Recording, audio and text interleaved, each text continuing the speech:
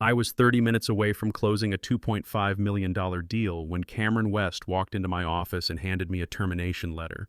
The ink wasn't even dry on the consolidated energy merger documents I'd been nursing for 5 months, and this 29-year-old trust fund kid was firing me to hire his girlfriend. Cameron West fired me to cover up his own mistakes after I spent 7 years building this firm's reputation and mentoring half the lawyers who work there. So I planned my response. In 60 days, the panic started. In 10 months, the firm was gone. I'm Tom Mitchell, 47, and I'd basically given my soul to Pearson Associates, one of Houston's most respected corporate law firms. That Tuesday morning in March started like every other for the past 7 years. Coffee at 6:30, at my desk by 7, reviewing the consolidated energy merger documents for probably the 40th time. Our biggest deal of the year, worth $2.5 million in billings, and I'd personally shepherded it through 5 months of negotiations, while training 3 junior associates on complex corporate structuring. The morning felt different, though. Something was off. Rachel Anderson from Consolidated had called Monday afternoon with questions about force majeure clauses that any second-year law student should know. Basic stuff. When I asked who'd been handling her file lately, she paused. Some new person named Jennifer. She seems nice. Jennifer, Cameron's girlfriend, the paralegal who'd started 6 weeks ago and still needed help formatting basic contracts. The email came at 9:23, not from Harold Pierce, the managing partner who'd been stuck in Dallas all week dealing with another client crisis. This one was from Cameron himself. Subject line, urgent, see me immediately. Cameron was Richard West's son. Richard's family money had kept this firm breathing during the 2008 recession when half of Houston's legal market collapsed. The firm brought Cameron on 2 months ago as executive director after what they called an extensive national search. Truth was, the kid had failed the Texas bar exam twice, and his daddy created a position that didn't require a license. I saved my work and walked down the hall past the photos of the firm's founding partners. Men who'd built something that mattered, who'd earned their place through decades of grinding out victories in courtrooms and boardrooms. Now their legacy was being handed to someone who couldn't pass a basic competency exam. Cameron had taken over the corner office that used to belong to Janet Morrison, a senior partner with 25 years of experience who'd argued cases before the Fifth Circuit Court of Appeals. She'd been moved to a cramped space near the copy machine the day Cameron arrived. Nobody talked about it. We all just watched a woman who'd personally built half our Fortune 500 relationships pack up her diplomas while Cameron's interior decorator measured for a neon sign that said, "Think different." He didn't look up when I walked in, just sat there scrolling his iPhone, designer sneakers propped on his father's imported mahogany desk. The same desk where Richard West had built this firm's reputation one handshake at a time. "Tom," he said without raising his eyes, "we need to talk." I'd been Tom to everyone in this building for 7 years, senior associate, mentor to 12 junior lawyers, the guy who worked Christmas Eve and 4th of July weekends to keep deals moving. I'd given closing arguments that saved clients millions, had drafted acquisition structures that became templates for the entire Houston legal market. But something in his tone told me none of that mattered today. He slid a manila envelope across the desk. No explanation, no preamble, just papers with yellow signature tabs sticking out like tiny surrender flags. "Today's your last day. Jennifer will handle the transition." Jennifer. His 26-year-old girlfriend who'd worked at a digital marketing agency before this and thought due diligence was something you did before buying a car. The woman who'd asked me last week if liquidated damages meant someone had been hurt in an accident. "You're firing me the day before Consolidated closes?" I kept my voice level. 23 years of Navy JAG training doesn't disappear just because some rich kid decides to play power games. "Jennifer doesn't have a law degree," I said. "That's no longer your concern." His smile was all teeth, no warmth. The kind of expression you develop when daddy's money has cleaned up every mistake you've ever made since kindergarten. "She brings fresh perspectives, innovative thinking. She understands disruption." Disruption. I let the word hang in the air. Like replacing a licensed attorney with someone who asks what consideration means in contract law? His face changed for the first time. Real emotion broke through the startup bro facade, something smaller and meaner than I'd expected. Watch yourself, Tom. You've got 1 hour to clear out, and that NDA is non-negotiable. You discuss any client matters, any internal information, and we'll destroy you in litigation. My father's firm has resources you can't imagine. 7 years. 7 years of 70-hour weeks, skipped vacations, working through the flu because a client needed emergency contract revisions. 7 years of building relationships with 23 corporate clients who trusted me personally, who called my cell phone at midnight when deals went sideways because they knew I'd answer. 7 years of mentoring young lawyers, teaching them how to structure complex transactions, how to read between the lines when negotiations got heated, how to protect their clients' interests even when the pressure mounted. I'd turned 12 recent law school graduates into competent corporate attorneys. Some of them were handling million-dollar deals now because I'd taught them the difference between legal theory and real-world practice.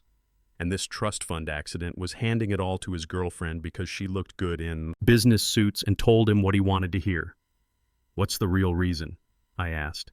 He leaned back in his chair, pressing his fingertips together like he'd seen in some TED talk about power poses. "You're old school, Tom. The firm is evolving.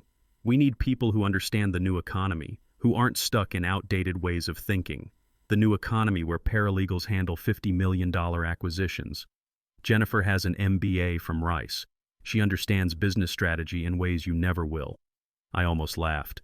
An MBA from Rice. Like understanding discounted cash flows qualified someone to draft acquisition agreements or navigate SEC compliance requirements. "She also understands loyalty," he continued, "something that seems to be in short supply around here." Loyalty. That was rich coming from someone who'd never earned anything in his life, who'd been handed a corner office and executive title because of his last name. I picked up the envelope, flipped through the termination agreement, enhanced severance package in exchange for a broader non-compete clause than anything I'd signed when I started here. They wanted to tie my hands completely, add restrictions that went way beyond my original employment contract.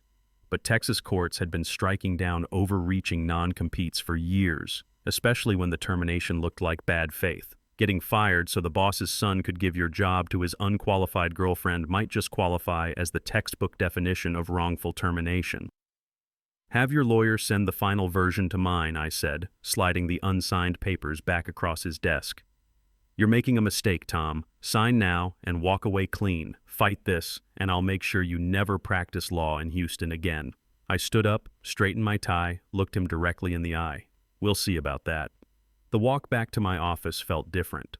20 years in the military teaches you to recognize when the mission parameters have changed, when the rules of engagement shift beneath your feet. This wasn't about performance or budget cuts or corporate restructuring. This was about a spoiled kid consolidating power and eliminating anyone who might question his authority. I had 1 hour to pack up 7 years of my professional life. But they'd made a critical error. They thought they were firing an employee. What they'd actually done was declare war on someone who knew exactly where all their vulnerabilities were hidden. Security showed up in under 5 minutes. 2 guys I'd never seen before, which felt deliberate. No friendly faces, no awkward small talk with building security who knew me by name. These were hired professionals, probably from the same firm Richard West used when he needed to make problems disappear quietly. They didn't say much, just positioned themselves where I could see them while I packed. The message was clear. You're not trusted, you're not welcome, and you're being watched. Through the glass partition walls, the entire floor suddenly became fascinated by urgent emails. Heads down, fingers typing, nobody making eye contact. One of the junior associates I'd been mentoring for 18 months, Sarah Collins, looked up once, mouthed, "I'm sorry," and immediately went back to her computer screen. Word had already spread. I was toxic now, radioactive. Whatever story Cameron was spinning, it was working. I grabbed what actually mattered. My personal laptop with templates I'd built over years of practice. My phone containing personal contact information for 23 corporate executives. My contract law books filled with margin notes from 7 years of complex deals. And the framed photo of my daughter's law school graduation that had sat on my desk since she passed the bar 3 years ago. What they couldn't box up was everything that really counted. The relationships, the trust, the 2 a.m. phone calls where I'd walked CEOs through crisis management when their deals imploded. 7 years of knowing exactly which client needed reassurance and which one responded better to tough love. 7 years of remembering birthdays, anniversaries, children's names, personal details that turned business relationships into something deeper. None of that fit in a cardboard banker's box. The walk to the elevator felt like a perp walk. Past the commissioned portraits of 3 generations of firm founders, past the reception area where I'd brought dozens of clients over the years, past the conference room where I'd negotiated some of the biggest deals in Houston's corporate legal market. I pushed through the glass doors for what I thought might be the last time, carrying everything that remained of my professional identity in 2 boxes and a briefcase. By 3:15 that Tuesday afternoon, I was sitting in my home office in Bel Air, still wearing my suit, staring at those pathetic boxes like they might suddenly explain what had just happened.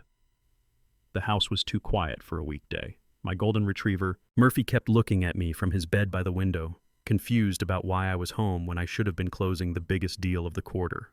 The shock was starting to fade, replaced by something colder and more focused. Not anger exactly. Anger was emotional, and emotion clouded judgment. This was more like the tactical assessment mode I'd learned in the Navy, that ability to step back and analyze a situation objectively when everything was going to hell.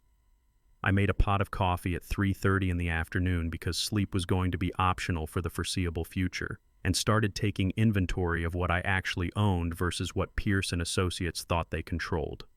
The results were more encouraging than I'd expected. First, there were the templates and systems I'd developed entirely on my own time, using my own equipment. 7 years of refining contract language, building checklists for due diligence reviews, creating frameworks for complex corporate structures. All of it developed during evenings and weekends, all of it stored on my personal laptop, all of it legally mine. Then there were the relationships. 23 Fortune 500 executives who had my personal cell phone number and used it. People who texted me pictures of their grandchildren and called when their regular lawyers couldn't handle the pressure. CFOs who trusted my judgment more than their own legal departments because I'd proven myself reliable when million-dollar deals hung in the balance.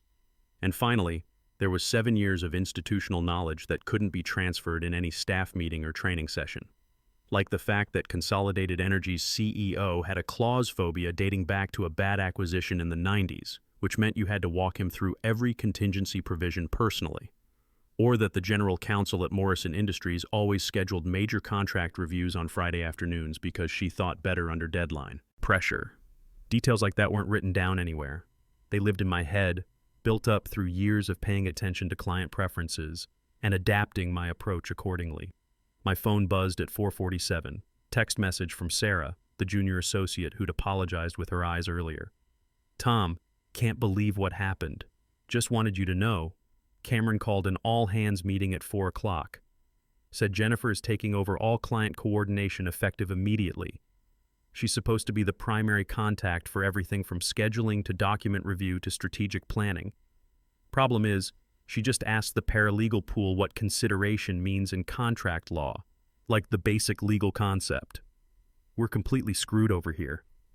I stared at the message for a long moment. Responding directly about internal firm matters would violate my confidentiality agreement. But Sarah wasn't asking for advice about clients. She was sharing personal observations about workplace conditions. Big difference, legally speaking. Sorry to hear things are difficult. Hope everyone stays focused on serving clients properly. Her response came back immediately. Tom, she's scheduled to present the Consolidated Energy summary to their board tomorrow morning. She's never even read the acquisition agreement. This is going to be a disaster. I set the phone down and walked to my kitchen window, looking out at my neighbor's perfectly maintained lawn. Somewhere across town, Jennifer was probably panic reading merger documents for the first time, trying to understand in one evening what had taken me 5 months to structure. Tomorrow morning, she'd be standing in front of Consolidated Energy's board of directors, 8 executives who controlled $3.2 billion in annual revenue, trying to explain complex corporate structures and regulatory compliance issues she'd learned about 12 hours earlier. It was going to be a bloodbath. By 5:30, I'd converted my dining room into a command center. 7 years of professional knowledge spread across the table, organized into categories: client preferences, regulatory requirements, industry connections, competitive intelligence. Not confidential files. Those belong to the firm legally. But my personal observations, my strategic insights, my relationship maps. I opened a new email account, tmitchelllegal@gmail.com. Not a competing law firm that might violate my non-compete agreement, just a professional contact point. Updated my LinkedIn profile to independent legal consultant, corporate and securities law. No mention of Pearson Associates, no violation of my confidentiality obligations. Then I sat back and waited for the phone to ring. I didn't have to wait long. The first call came at 6:23 that evening. Rachel Anderson, general counsel at Consolidated Energy, and she sounded stressed. Tom, I just got off a conference call with this Jennifer person. She kept calling our acquisition a merger of equals when we're clearly the acquiring entity. When I tried to explain the distinction, she said, "It's basically the same thing, right? No, this is a $47 million transaction, not a lemonade stand purchase. Technically, discussing specific client matters would violate my confidentiality agreement. But expressing professional concern for a colleague's situation, that was just being decent. I'm no longer with Pearson Associates as of today, Rachel. Can't discuss ongoing matters, but you might want to consider getting independent counsel to review everything before tomorrow's presentation." The silence stretched for about 10 seconds. Then, "Tom, what the hell happened over there? Bound by agreements. Can't get into specifics. But Rachel, you've got a board meeting tomorrow morning, right? At 9 a.m. Jennifer's supposed to walk us through the final structure and compliance requirements." I closed my eyes, imagining that train wreck. 8 board members, including 2 former federal judges and a former SEC commissioner, listening to someone explain corporate law who'd learned it from Google the night before. You might want to have backup questions ready, technical ones, just in case. Coffee tomorrow afternoon? As friends? Absolutely, as friends. By 8 p.m., I'd fielded similar calls from 4 other clients. Word travels at light speed in Houston corporate circles, especially when something this unprecedented happens. I didn't reach out to anyone, didn't send any group emails, didn't violate any agreements. They called me. Each conversation followed the same pattern. I confirmed I was gone, noted I was restricted in what I could discuss, suggested they get independent advice, and made it clear I was available for friendship and professional consultation within appropriate boundaries. What I was really doing was letting them know I existed, I was accessible, and I wasn't the one who'd abandoned them. 3 days later, I was sitting across from Harold Pierce in a conference room that smelled like leather and success. Harold's firm occupied 2 floors of a building 8 blocks from my old office, close enough to share the same lunch spots, far enough away to maintain professional independence. Harold was 64, had built his practice from nothing, starting with a 1-room office near the Galleria in 1987. 15 attorneys now compared to Pierce and Associates' 45. But they'd survived 3 recessions by being smart instead of impressive, by focusing on expertise rather than mahogany furniture and marble lobbies. "Independent consulting," Harold said, studying me over wire-rimmed reading glasses. "Interesting timing. I maintain professional relationships with Houston executives," I replied carefully. "Those relationships exist independently of any employment arrangement." Harold poured ice water from a crystal pitcher, his movements deliberate and measured. "Cameron West called me yesterday morning, warned me about a former employee who might attempt to violate his agreements. Said any firm that assisted you would face aggressive litigation." My stomach tightened. This was exactly what I'd expected, but hearing it confirmed made it real. "I told him his concerns were noted," Harold continued, "and that his threats were rejected. I may have used slightly more diplomatic language." For the first time in 3 days, I felt something like hope. The arrangement we worked out took 2 hours to finalize. Independent contractor status, not employee, which kept my non-compete clause in legally ambiguous territory. I'd work my own client matters, build my own practice under their umbrella. Harold's firm would provide office space, administrative support, malpractice insurance coverage, and most importantly, legal protection when Pearson Associates inevitably escalated their campaign. "They will escalate," Harold warned. "Richard West has been the biggest player in Houston corporate law for 20 years. His ego can't handle this kind of direct challenge to his authority, and from what I've observed, his son is even worse. All the arrogance with none of the accomplishments to back it up."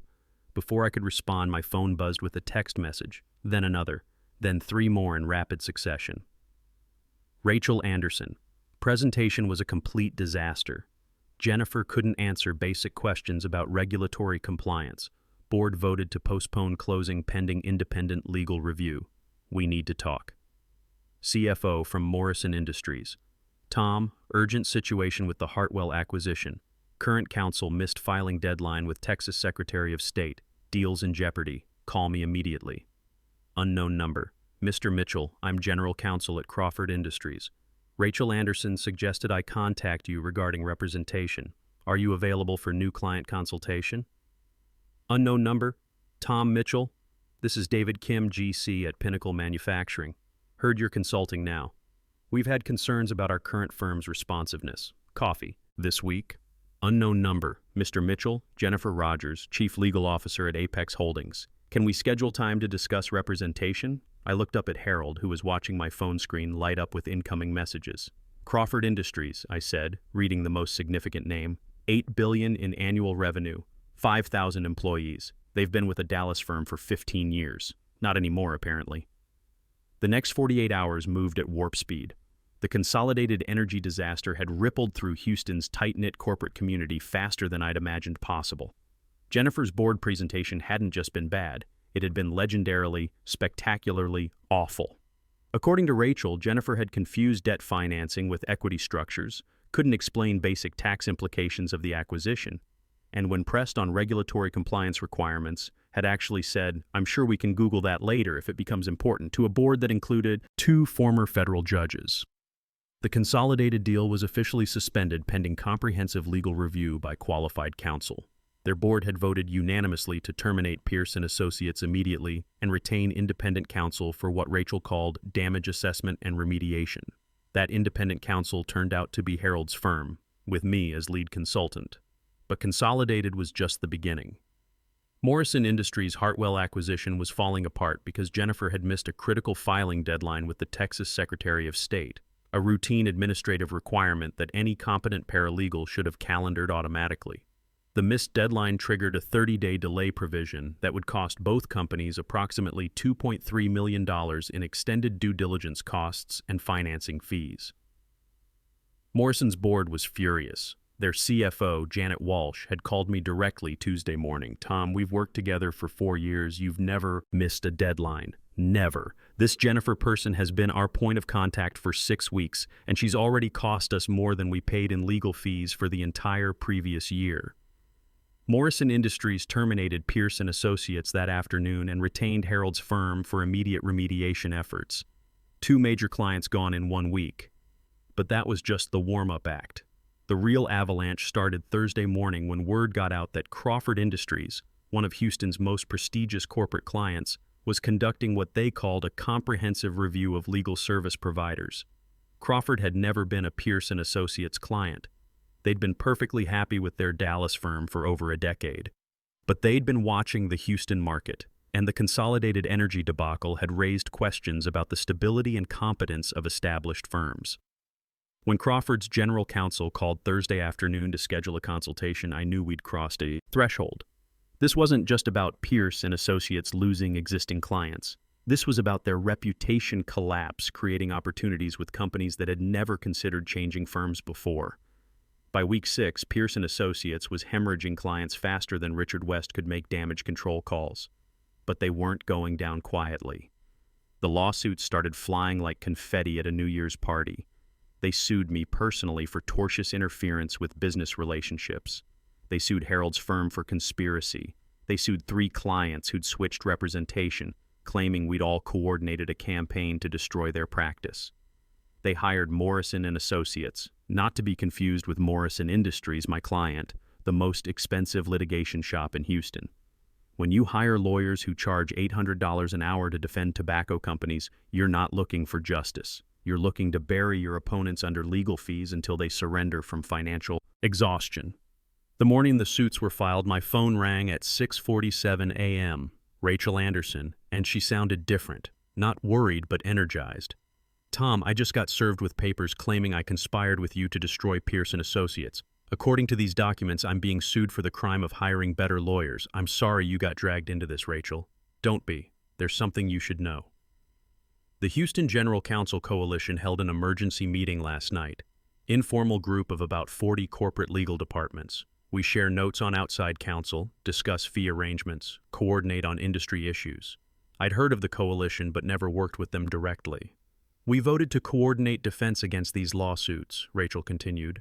Pool our resources, share legal costs, present a unified front. They can't intimidate one or two companies, but they can't take on the entire Houston corporate community. Within a week, the defense coalition had grown to 28 companies. Not some dramatic war room with battle plans and matching coffee mugs. Just a shared legal defense fund and a group of corporate executives who'd been overcharged by big law firms for years. All that quiet resentment had been waiting for a reason to organize. Pierce and Associates had just handed them one. The coalition hired Kellerman and Associates, a litigation boutique that specialized in making aggressive plaintiffs regret ever filing. Their managing partner, Sarah Kellerman, had built her reputation on one simple principle. If you sue her clients frivolously, she'll make sure you pay for the privilege. Meanwhile, something else was happening that Pierce and Associates hadn't anticipated. A bar investigator had started asking questions. It began with a formal grievance filed against me by a CEO whose family had been friends with Richard West for 30 years. Standard accusations, abandoning ongoing matters, leaving clients vulnerable, damaging client interests through reckless departure. Complete nonsense, but grievances have to be investigated regardless. The investigator was Margaret Foster, a 20-year veteran of the Texas State Bar who'd seen every variation of lawyer misconduct imaginable. She spent 3 hours questioning me about my termination, my transition procedures, my compliance with confidentiality obligations. Professional, thorough, absolutely neutral. Never hostile, never friendly, just methodically documenting every detail with the precision of someone who'd testify about her findings in front of the state's highest legal authorities. What Pierce & Associates didn't anticipate was that our response would include a detailed timeline of my termination, documentation of Cameron's supervision failures, and evidence that Jennifer had been performing legal work without proper oversight. Suddenly, the investigation wasn't just about whether I'd abandoned clients. It was about whether Pierce & Associates had engaged in unauthorized practice of law by allowing an unlicensed paralegal to coordinate complex corporate matters without adequate supervision. The bar investigator started asking uncomfortable questions. Who was actually reviewing Jennifer's work? What were her qualifications for handling $50 million acquisitions? Why had licensed attorneys been terminated while unlicensed staff took over client-facing responsibilities? Cameron's name kept coming up in the preliminary interviews, not as a target initially, but as someone whose management decisions had created the supervision breakdown that led to client harm. The investigation expanded. Every file Jennifer had touched over the past 2 months got scrutinized. Every missed deadline, every client complaint, every instance where unlicensed staff had made legal decisions without proper attorney oversight. The findings were devastating. 17 instances of improper delegation to unlicensed personnel. 11 missed deadlines with material impact on client matters. 4 cases where clients suffered actual financial harm due to inadequate supervision. And one spectacular example where Jennifer had accidentally forwarded an internal email to a client discussing how to cover up a mistake she'd made on their regulatory filing. That client, Pinnacle Manufacturing, was now suing Pierce & Associates separately for malpractice and breach of fiduciary duty. The firm's malpractice insurance carrier had seen enough. They announced they were dropping Pierce & Associates entirely, effective in 60 days. Finding new coverage with that kind of record, at any reasonable premium, was essentially impossible. Richard West tried one last desperate play. He announced his retirement and attempted to position Cameron as his successor, hoping to rebrand the firm around a next-generation leadership and innovative approaches to legal service. The remaining partners staged what amounted to a boardroom coup. They voted to dissolve Pierce & Associates entirely and merge with a Dallas firm, not a partnership, an acquisition. The Houston lawyers would become employees of the new entity. The Pierce name would disappear from the letterhead for the first time since 1987. Cameron didn't get to inherit anything. The Dallas firm made it clear during negotiations that his continued employment wasn't part of the deal. The lawsuits against me and the coalition settled quietly with no admission of wrongdoing on either side. But the settlement required Pierce & Associates to pay our legal fees. Every dollar they'd spent trying to destroy us through litigation, they had to reimburse. The coalition's final bill, $1.9 million in legal fees paid by the firm that had started the war. 12 months after that Tuesday morning when Cameron handed me termination papers, I was sitting in my new office as managing partner of Mitchell & Associates, a division of Harold's firm. My team had grown to 9 attorneys. 21 of my original 23 clients had followed me over, plus 8 new ones who'd never worked with Pierce & Associates. Crawford Industries had become our largest client, with a comprehensive legal services relationship worth $800,000 annually. I'd been invited to speak at the Texas Bar Association's annual conference about legal ethics and proper supervision standards. The Pierce & Associates case study was already being discussed in law school ethics courses as an example of what happens when firms prioritize personal relationships over professional competence. Cameron tried to get a job with the Dallas firm after the merger. They declined. Tried another firm in Dallas, then Austin, then San Antonio. Same result everywhere. When your name appears in state bar investigation records next to phrases like supervision failures and improper delegation, it tends to end conversations quickly. Last I heard, he was running some kind of cryptocurrency consulting business out of a shared office space in the Galleria. Seemed about right. The final piece fell into place on a Wednesday in March, exactly 1 year and 3 days after I'd walked out carrying my career in a cardboard box. My assistant knocked on my door. "Tom, someone here to see you. No appointment, but he says it's important." "Who?" "Cameron West." I leaned back in my chair, looked out the window at downtown Houston's skyline, thought about it for exactly 2 seconds. Send him in. He looked like hell. The designer clothes were gone, replaced by something off the rack that didn't quite fit. He'd put on weight, the soft kind that comes from too many takeout dinners, and not enough reason to stay in shape. "Sit down, Cameron." He took the chair across from my desk, the same power dynamic he'd used on me a year ago. This time, he seemed to understand the irony. "I don't know why I came here," he said, his voice barely above a whisper. "I guess I needed to see where it all ended up." I waited. My dad won't return my calls. Jennifer's been gone for 6 months. Found out she'd been seeing one of the Morrison & Associates lawyers the whole time we were together. He laughed, but there was no humor in it. "Pretty much sums up my judgment, doesn't it?" "What do you want me to say, Cameron?" "I keep thinking about that morning when I fired you. I was so sure I was making the right call, modernizing the firm, bringing in fresh thinking." He met my eyes for the first time. "Instead, I killed everything my father built." "Yeah," I said. "You did." The silence stretched between us. "I guess I wanted to understand how you did it, how you took everything apart so completely." I stood up, walked around the desk until we were face to face. "I didn't take anything apart, Cameron. I just stopped holding it together." I handed him one of my business cards. Thomas Mitchell, managing partner. My name, my title, everything he'd tried to take away, printed on expensive cardstock. "You fired me because you thought the job was easy, because you thought relationships were just files in a database that could be transferred to whoever you wanted. You found out the hard way that some things can't be handed off to your girlfriend." He stared at the card for a long moment. "For what it's worth, I am sorry. Not that it changes anything. It doesn't." He pocketed the card and walked toward the door. Didn't look back, didn't offer to shake hands, just shuffled out like a man walking to his own funeral. I watched the elevator doors close on what was left of his father's legacy. Then I went back to my desk and got to work, building something that would last. Turns out you can't buy competence or inherit respect. They have to be earned one relationship, one deal, one late night at a time. The best revenge against nepotism isn't destroying what they built. It's showing them what they never learned how to build themselves.